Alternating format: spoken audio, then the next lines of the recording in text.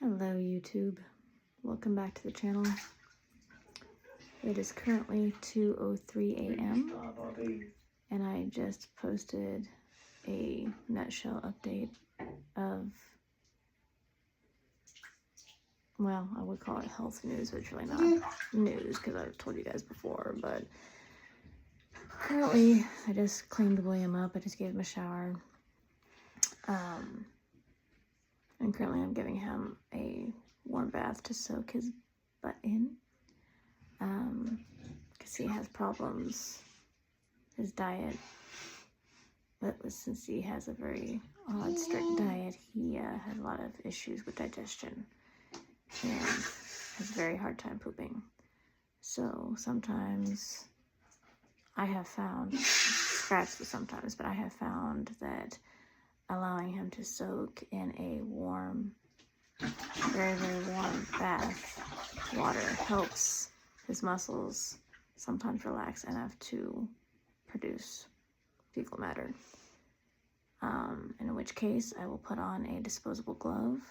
I will clean up the mess in the tub. Stop! I will then clean him up. And after he is done, I will scrub the bathtub so it is clean and sanitized for everyone else. But sometimes this is literally the only way he can go number two.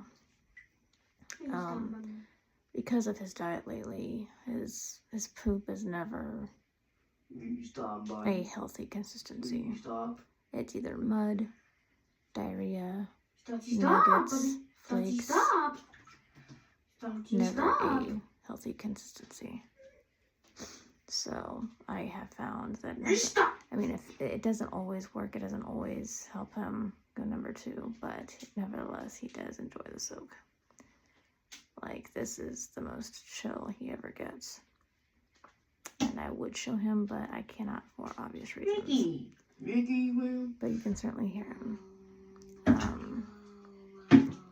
So I know it's been quite a while since I've uploaded the video. My apologies. I try to give y'all new content. I try to give y'all new things to watch with him, but unfortunately, for video's sake, and we get a lot of that too. But unfortunately, for video's sake, he doesn't, like, the only time he'll have clothes on is when we're going somewhere. But otherwise, he is just in a pull-up, and YouTube doesn't like that too well. So, and I know I have other people that it's just a respect thing. But I promise you, you're not missing much.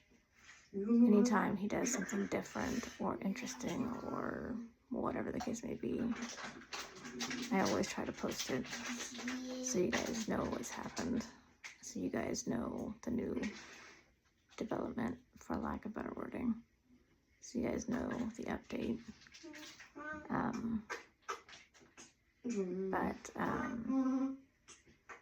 That was, obviously the main reason for wanting to start this channel in the first place, is because I wanted to give people an inside look of how it is having a nonverbal autistic child.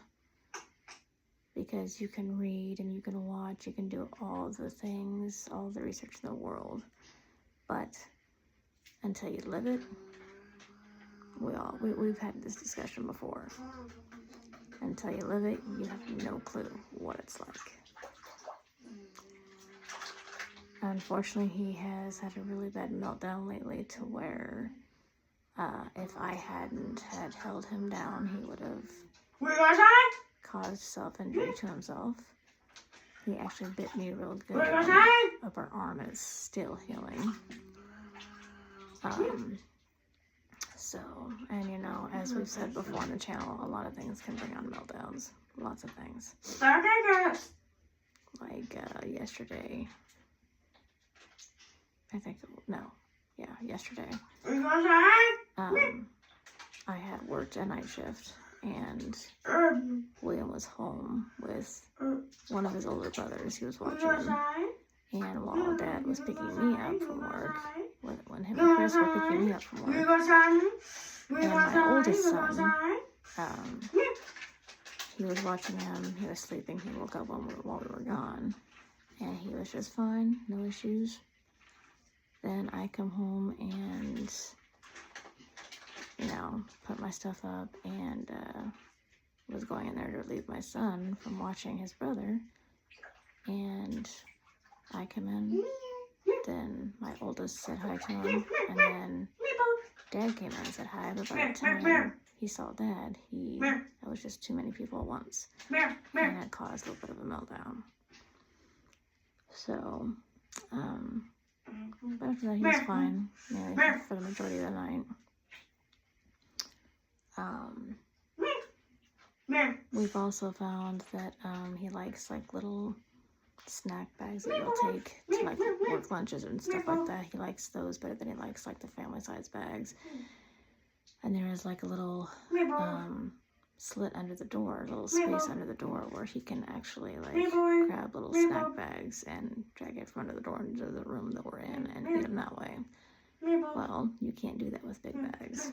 So that caused a meltdown the other night. So I told my husband, I said, let's just put big bags in here. After like we get the room clean, let's just put the big bags in here so we can see them, and then have like the snack bags outside to where he can pull them to the door and hopefully try to, you know, avoid a meltdown that way. So, because I think it's just like an independent thing, like he likes being able to get his own stuff, which I get. That's understandable. So, in a little bit, I'm making sure the water is not too cold. I'm making sure the water is still warm, because that's what works best on him. But as soon as it gets too cold, I will get him out of the bathtub. I will make sure it's clean, make sure he's still clean, and then I will put a pull-up on him. I'll brush his hair, brush his teeth, and then he and I will go in the other room while everyone else is sleeping in the house and hope to have him eat, because he hasn't eaten anything yet.